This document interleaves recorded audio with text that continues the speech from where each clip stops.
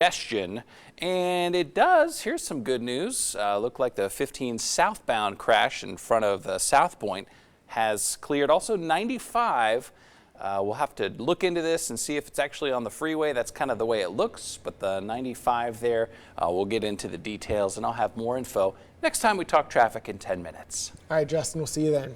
Well, May is Mental Health Awareness Month, but access to care here in Nevada continues to be a big problem. A new report from Wizard Quote ranked Nevada as the 8th worst state for access to mental health care. Dr. Sheldon Jacobs with the National Alliance of Mental Illness says that is actually an improvement. He spoke with us about the struggle students continue to have with mental health.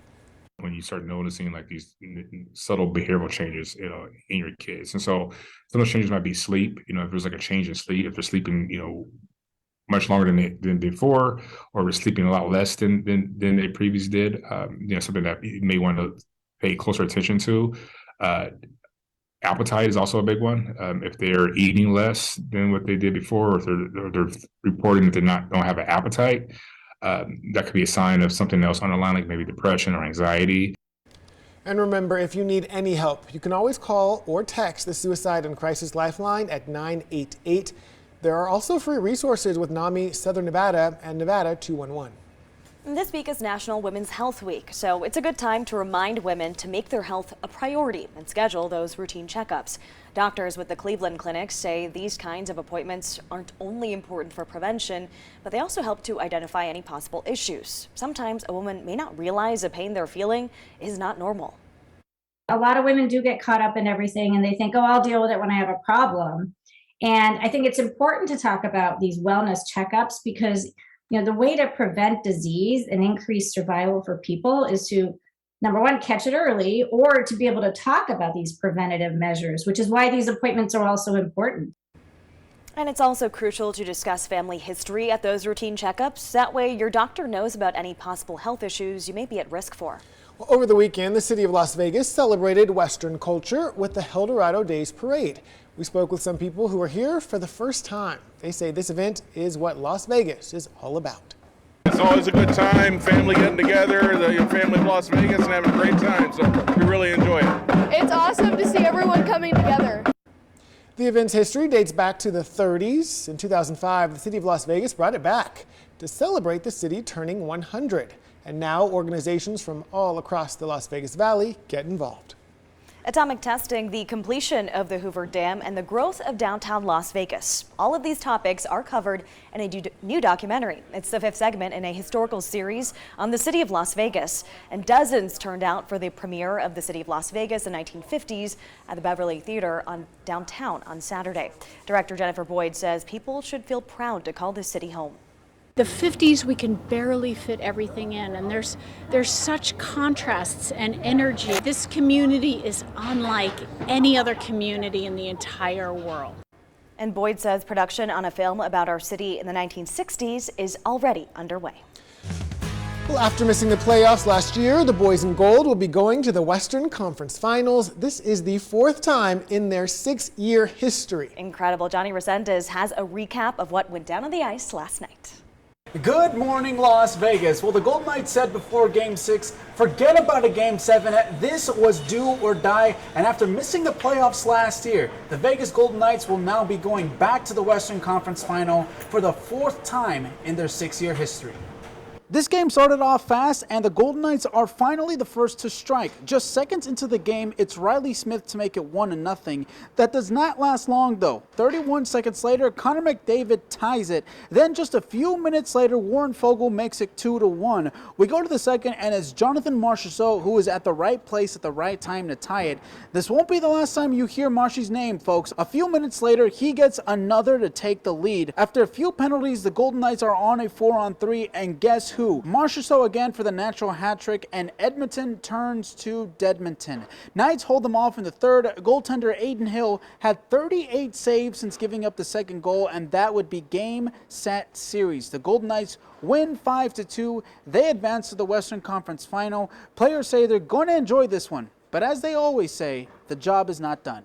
Everybody out here just trying to play the right way, and sometimes you get rewarded, and one night it's one guy, one night it's another one, and that's the mentality we have this year, just next man in and keep it going. We knew it was going to be a battle tonight. A lot of credit to all the guys in here.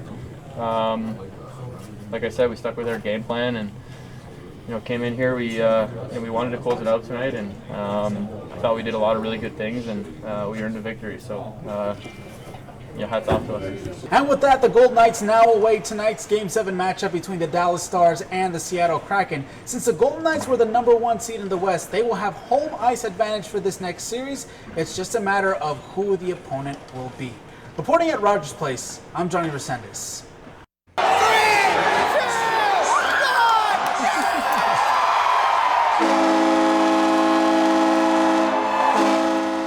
And as you just heard, the energy at the Dollar Loan Center watch party was electric last night as fans cheered on our Golden Knights to victory. They gathered in Henderson from all over the valley for that crucial matchup. Even though this game was on the road in Canada, they were sending all the good vibes they could to the team from afar, and it seems to have worked, especially from that one guy who's been yelling all morning.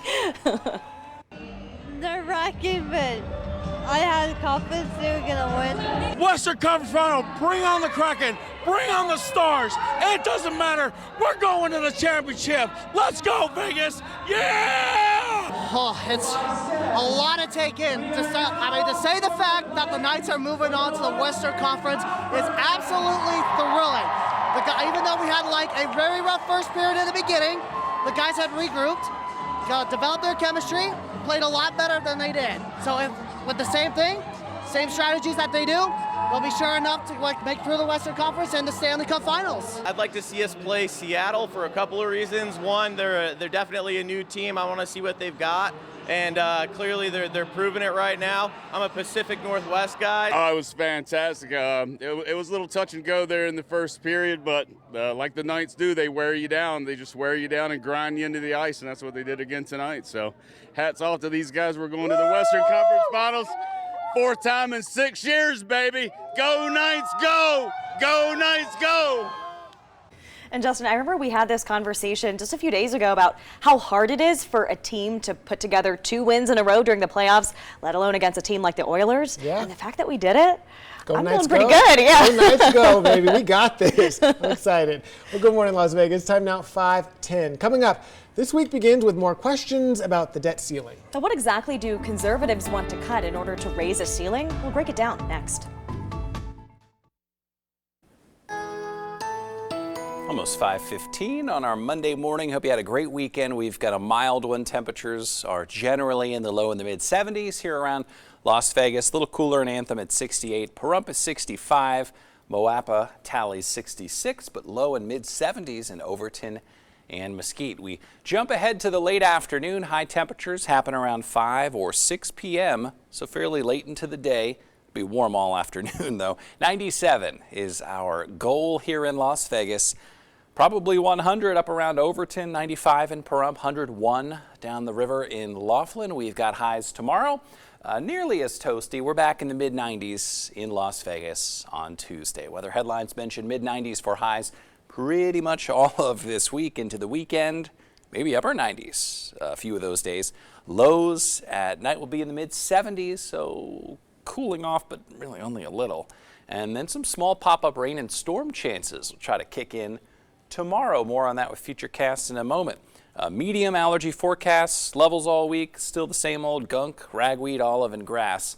Pollen flying around out there. Tons of sunshine through early afternoon. 70s for the morning commute, but briefly. We're already up to 90 by noon, 95 at 4 p.m. The few clouds pushing in this evening. So here's Futurecast. This is the afternoon. Stray shower over to our east in Arizona and Utah.